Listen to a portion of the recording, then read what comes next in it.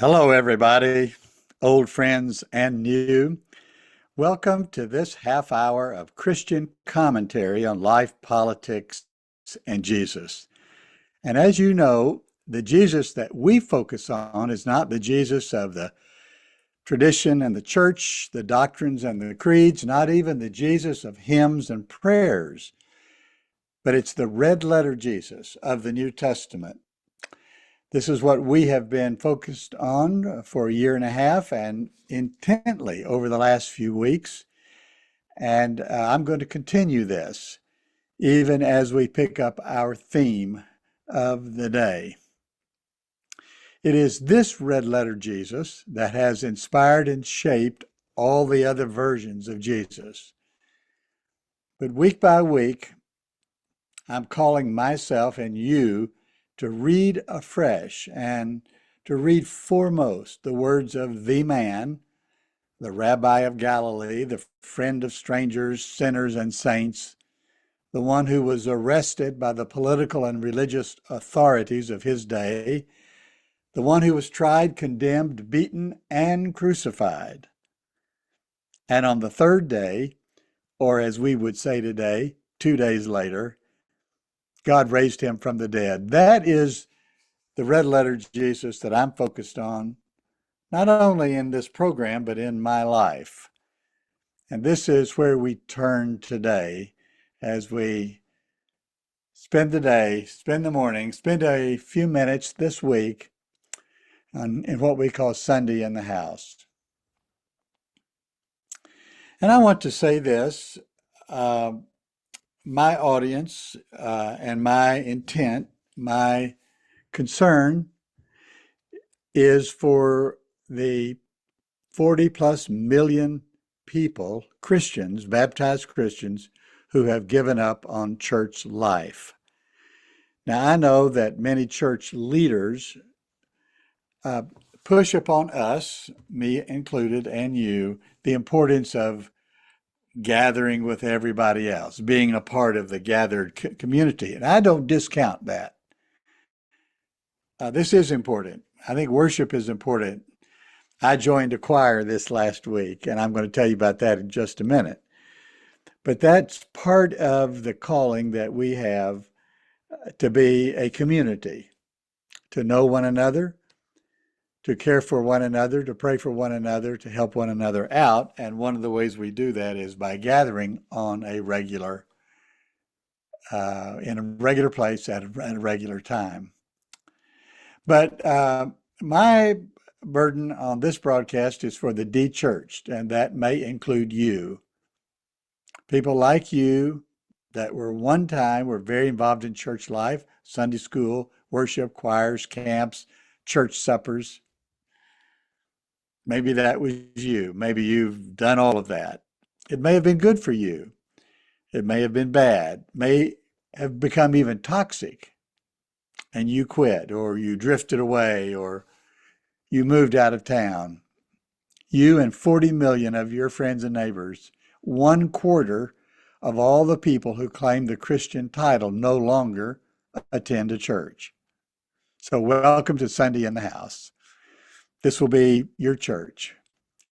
One place, one time each week when you can renew your spiritual life, refresh your Christian commitment, even redirect your life so that you can more accurately describe yourself as a follower of Jesus the Lord, risen from the dead. So here is my question today and for the next few weeks. How do you replace the role of church in shaping the spiritual disciplines in your life? Now think about this. At church, you sang hymns, you gave testimonies, heard testimonies, you read the Bible, contributed money, you shared meals with people, you knelt in prayer, you stood in praise, you made friends, you forgave friends and some enemies. You taught others, maybe in Bible school and Sunday school. Maybe you sat in a sanctuary and stared at the stained glass windows around you. I've certainly done that. The church that I recently joined has, I think it's 11 stained glass windows, and I'm going to come back to that in just a minute. But some of this church life that you were a part of eventually turned sour. But it also shaped the person that you are today. So let me ask this question. Without church, without public worship, what is shaping you as a believer? How are you growing as a follower of Jesus? How are you becoming more Christ-like? And sometimes I realize you have to leave church in order to follow Jesus. I certainly understand that. Well, first of all, your answer might be, well, we watch stuff on on YouTube and television and Facebook, stuff like this program. And there are many, many small groups, many books, many commentators, many people that I watch on YouTube and Facebook. And there's an entire universe of Christian music that runs the gamut from classical and churchy to contemporary and folksy. So I'm interested to know this. Are you being nurtured online as a believer and as a follower? Do you look to these public things as the source of your inspiration and instruction?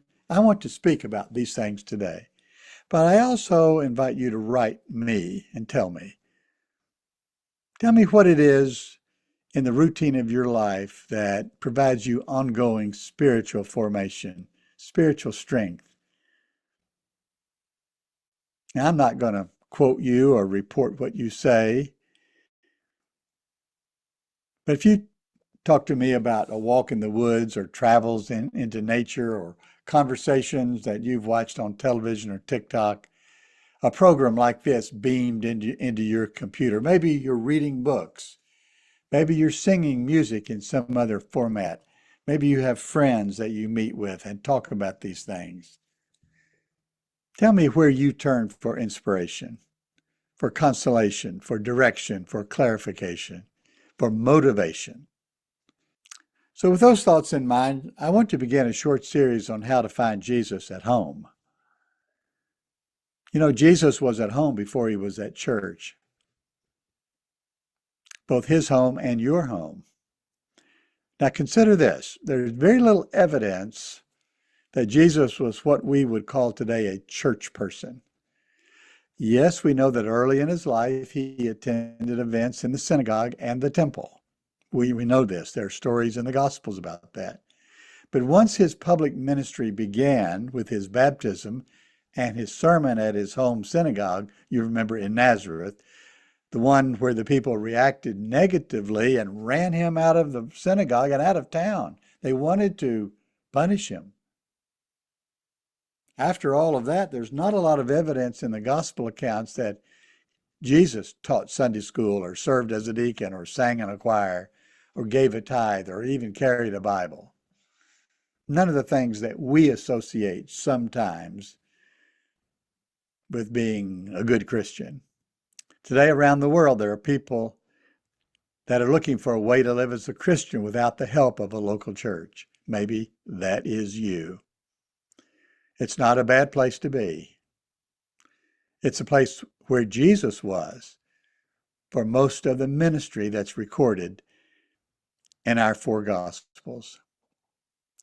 So let's think today about the ways you can enrich your personal environment with sounds and experiences, with art and activity, anything that helps nourish your spirit and make you want to be the hopeful, joyful person you can be, we're called to be. I'm going to name some things, but again, I'm interested in what you think. What has worked for you since you gave up on church? Or what has worked for you even in addition to church, in addition to sanctuary and public worship and choirs and hymns? What has worked for you? That's what I want to know. Let's start with art. Let's start with visual art, something to look at. This has been very important in the history of the church. As a matter of fact, early excavations of early sanctuaries and buildings contains mosaics on the floor. They contain carvings and paintings on the walls. And as the Christian movement gained more cultural power and more wealth, they were able to invest more money in art. And for many centuries, art was used to teach people the way of Jesus. So in my church, where I'm going, it's the Earl Street Baptist Church in Greenville, South Carolina, there are 11 windows with stained glass, each one with a scene from the life of Jesus. I've studied all of them. Long before I joined the church, I was looking at the stained glass. On my side of the church, there's one on the birth of Jesus, the baptism, one receiving small children, and another picture, stained glass picture of Jesus eating with his disciples, 4 of them along that wall. There are 8 others or 7 others in the church. So I ask you this question. Do you have any Christian art in your home? When I was growing up, we had one framed piece of Christian art. It was a quote from the Apostle Paul in his letter to 1 Corinthians chapter 15, I think verse 3, and it said simply, Christ died for our sins. It was a bronze tin, maybe. I know there's a name for the kind of art it is, where they beat the letters into a soft piece of tin. I wish I knew the proper language to use. I have it somewhere in my library or here in the studio. I took it out of its frame so I could transport it and save it, but now I can't find it. That was in my home on the wall for several decades, longer than that in my parents' home. Now, I have a biblical quote that's been in my house all of my adult life. It's from Proverbs chapter 15, verse 15. I want to show it to you. He who has a merry heart has a continual feast. He who has a merry heart has a continual feast. I am a person with a very positive attitude and a rather jovial spirit most of the time. I like to laugh and smile. And this promise from Proverbs 15:15 always speaks to me. She who has a jovial spirit has a continual feast. I think it feeds the soul, feeds our spirit, feeds our attitude. If we see the humor in things, if we can smile and enjoy things. And then I want to show you this. Here is my cross. It hangs in my study. I took it off the wall to show it to you today. It was given to me by a Texas church. I want to say it was the Second Baptist Church of Lubbock, Texas. I led their adult Bible conference one year over in New Mexico. There were several hundred people attended it. It was a wonderful event. And I'm going to tell you something that happened at that event. They called me and wanted me to come and teach. I don't know whether they asked for this, but it's what I did, a series on the Lord's Prayer, or as I call it, the Prayer of Jesus.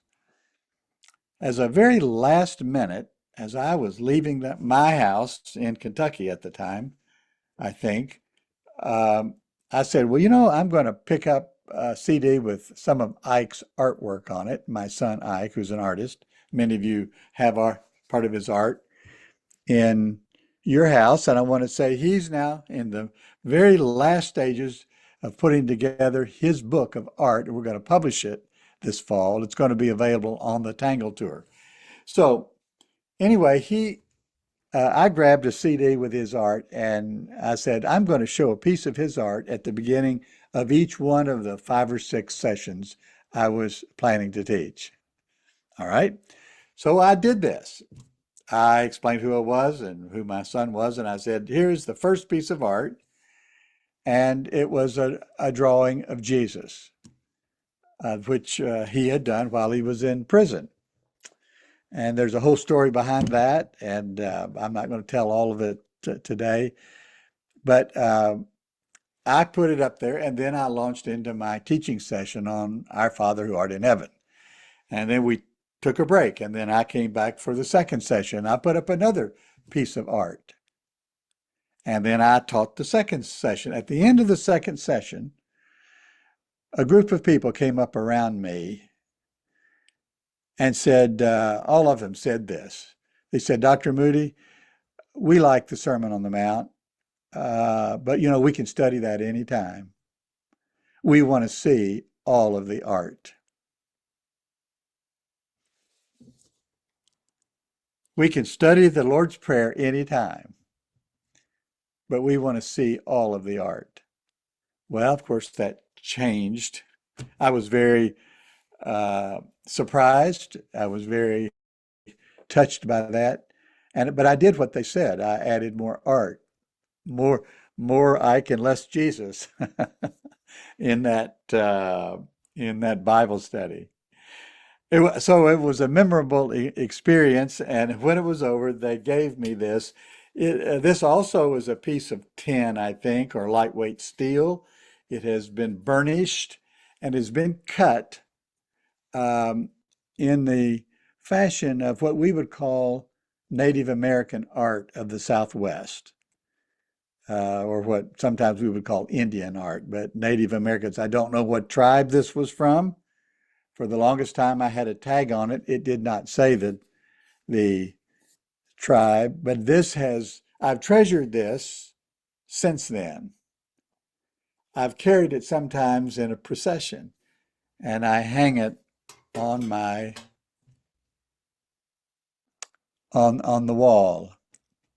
I do have another piece I want to show you. This is a piece of Ike's artwork, which he did some years ago. It also is of the crucified Christ, and I like it a lot. So I have these pieces of art in my house. I want to know what you have in your house. Do you have any religious art that reminds you and refreshes you and inspires you, causes you to stop and think? Now, if you have a cross in your home that has Jesus on it, that's what we call a crucifix. And this comes out of Catholic culture. It's not a bad thing. Protestant crosses generally have Jesus off of the cross. The Catholics, in their devotional life, will focus on a crucifix. But let me ask you, do you have any Christian art in your home? And you can have it there just for decoration, or you can have it as a form of witness, the way some people wear a cross around their neck, just to identify themselves as a Christian. But that place in your house where you have art can be a place of inspiration.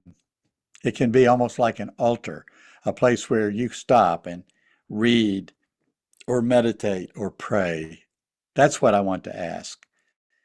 It can signify a place of importance, a place of inspiration, of prayer and meditation. This is one way to take what is helpful about a sanctuary and bring it into your home. Now, I want to say this as an aside. My ministry since 1998 has been on a media platform called The Meeting House. All of you know this. That's where we get the title Sunday in the House. It's a name I chose when I launched my radio program in Central Kentucky, The Meeting House, Conversations on Religion and American Life. Later, I wrote and received a $2 million grant from the Lilly Endowment called, quote, The Meeting House at Georgetown College, a place for the theological exploration of vocation. That's when I was on the faculty and dean of the chapel. As part of that grant, this must have been about 2002 or something like that, I taught a course entitled Meeting Houses in American Culture and History. I had, 10 or 12 students. We traveled to famous meeting houses in Kentucky. There are 3 of them in Kentucky.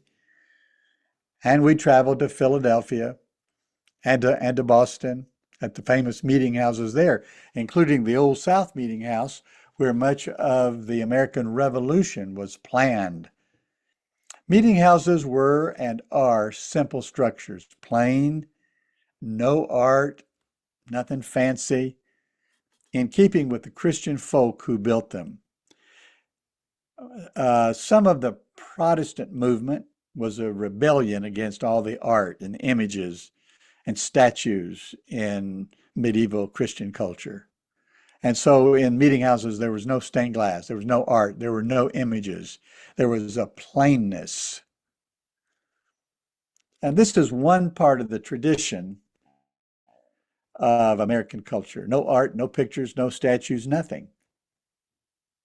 Because art tends too easily to become images and idols, or at least so people believed and taught. But in your life and in your home, some art can be a focal point for your faith to help you and instruct you and inspire you. So what do you have in your home? Write me and tell me. Send me a picture.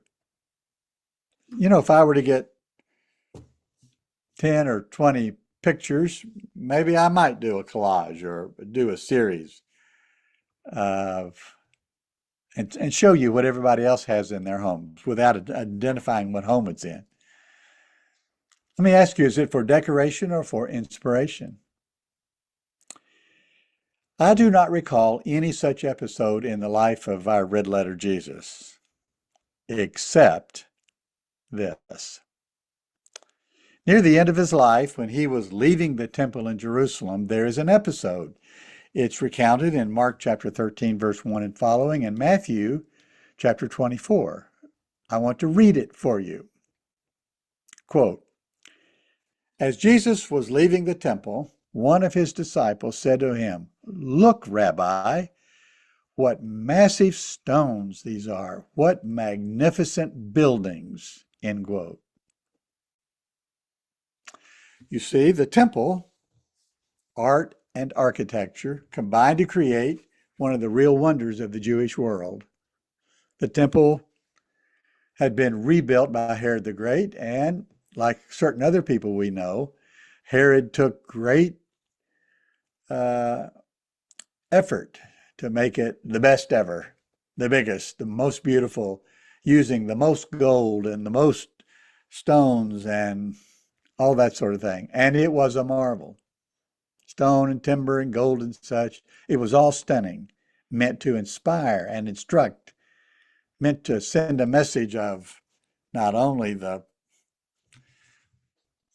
memory of the builder, but a message of the awesomeness of God, the blessings of God upon Israel and Jerusalem and the Jews. And it rightly inspired people. And they would say, not just these disciples of Jesus, but many people, wow. Even today, people travel the world to see these wonders of the modern world, wonders of the ancient world in architecture and art. But on this occasion, what did Jesus say? Quote, "Do you see these great buildings?" he said. "Not one stone here will be left on top of another. Every one will be thrown down," end quote. That is, Jesus predicted the destruction of the most impressive and important work of art and architecture in Jewish cultural life. And that is exactly what happened decades after his death, when the Jewish people in Jerusalem and Judah, they revolted. They rebelled against Rome, and Rome sent in the Roman legions under Vespasian and Titus and crushed the Jewish people, destroyed Jerusalem, and thoroughly decimated this great work of architecture. I draw your attention to that story from the red letter Jesus to illustrate the limit of things and objects. But these limits should not dissuade us from using such things when they work as vehicles of instruction and inspiration. So we are always looking to find or create something that inspires and comforts us, and use that place to pull us forward in our spiritual journey. So let me ask that again. What do you have in your house that inspires you? Is it art? Maybe some of your art, your children, your grandchildren, your neighbor. Maybe it is flowers. I want us to take the next step in this homeward journey and think how a piece of art or a place can be an altar unto the Lord. A, a place that you go to regularly that brings comfort to you and serenity, calms your spirit, and channels the Spirit of God into your life. More than once, the Gospels, the red letter Gospels, tell us that Jesus went off by himself to be alone, to steady his nerves and refresh his soul, get a renewed glimpse of what he needed to do, where he needed to go.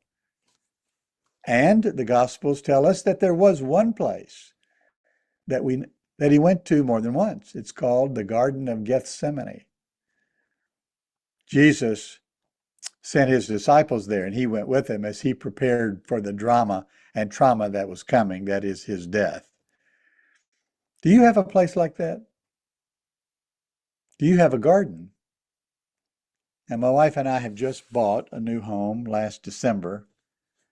So we've been trying to decorate it and paint it and arrange the furniture and move it around and make sure it has what we want. But in the backyard, she's planted a lot of blooming flowers. And we have chairs out there, and we sit and watch the bees and the butterflies and the hummingbirds. It's a good place. Do you know the poem of Dorothy Gurney from 1913? It's called God's Garden. The last stanza reads like this: the kiss of the sun for pardon, the song of the birds for mirth. One is nearer God's heart in a garden than anywhere else on earth. End quote. I bought a plaque with those words in the summer of 1970 when I spent the summer in North Dakota. I still have it, I think. It's somewhere, but like that piece of art from my parents, I don't know where. It's in a box somewhere.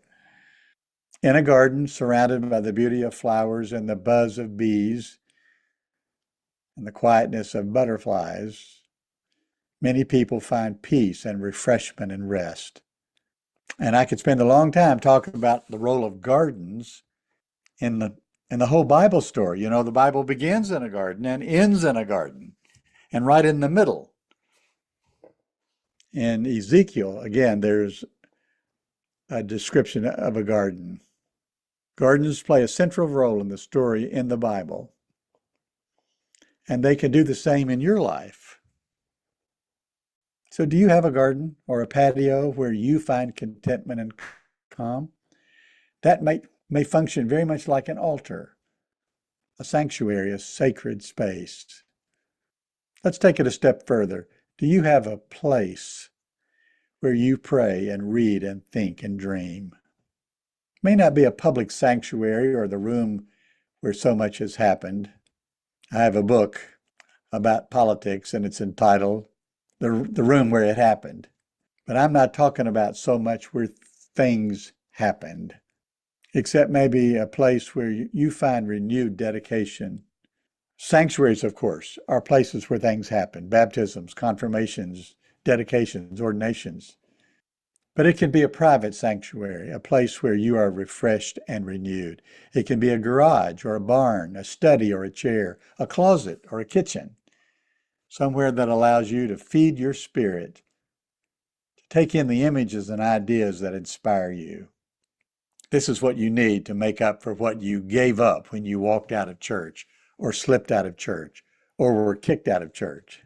This is what you'll need to equip you to sustain your faith, your practice, your Christian identity, your devotion, your love of God, your pursuit of the way of Jesus.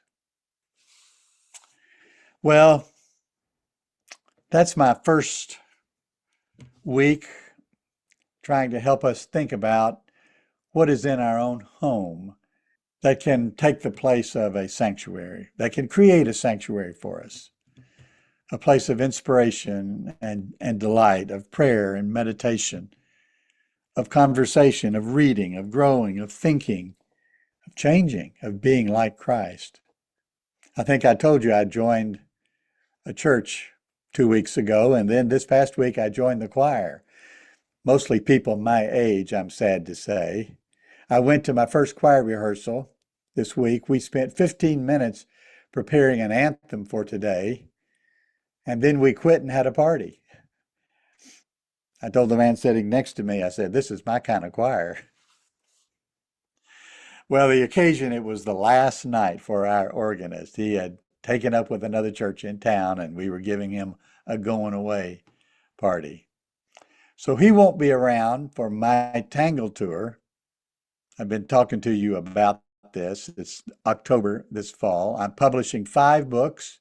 We'll go on tour in October with 3 or 4 other people to present these books, to launch my own publishing initiative called the Meeting House Press, to sell these books and sign them. You'll be able to buy 1 or more. You could buy all 5 if you want. Somebody told me yesterday, save one of those hardbacks for me and I'm going to buy it. So if you live along the way, Greenville, Nashville, Owensboro in Kentucky, Louisville, Lexington, Northern Kentucky, Covington, where I was born, by the way, maybe ending up back in North Carolina. If you're along the way, you can come to one of our events. Visit the description at themeetinghouse.net/Tangle26. But I want to say we also need your help. You know, we don't raise much money to support this ministry. But this past week, I sent out an appeal in my newsletter, and I think most of you get the newsletter. I wrote that we really needed about $7,000 to cover our expenses, our transportation, accommodations, food, and such. And if all of you will pitch in a little bit, we'll be able to do this. But this week, before they had even read my appeal, I received 2 checks, one from Indianapolis and one from Pittsburgh, totaling $700. That's 10%. So we are 10% there. Maybe you could send a contribution this week. Wouldn't it be great if we had $700 every week? We'd have the money in hand when we launched out the first weekend of October. Maybe you've never supported a ministry like this. Maybe you've never given $1 to the Meeting House. It is a nonprofit through the IRS. And on our website at themeetinghouse.net/support, there's a way that you can give through the Meeting House or through the website. And there's also a U.S. postal address in Lexington, Kentucky. We have a team of people that receive the money and put it in the bank and manage it. I'm not involved in that. This is a good time for you to start being a supporter. But if you can't come to any of the events, we're going to live stream all of it. So check themeetinghouse.net and stay in touch. Thank you for joining us today in the Meeting House for this Sunday. I am Dr. Dwight A. Moody in Travelers Rest, South Carolina, in my studio. This has been another broadcast of Sunday in the House. I think there are more than 90 now on YouTube, and you can watch any of them anytime. I hope you have a wonderful day today. Write me. Let me know what you think and how you're using your home as a sanctuary to cultivate your own life in Christ. Have a good day.